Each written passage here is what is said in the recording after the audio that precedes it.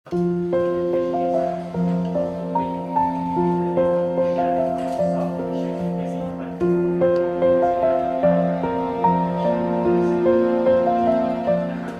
وزارة التعليم العالي والبحث العلمي نستقبل سعادة سفير الجمهورية الصينية الشعبية في بلدنا سوريا، وذلك من أجل توقيع وثيقة استلام بعض التجهيزات الطبية والتجهيزات الحاسوبية المقدمة من الجانب الصيني هدية إلى مشفى الأطفال الجامعي. سعدنا جدا أن أتيحت لنا هذه الفرصة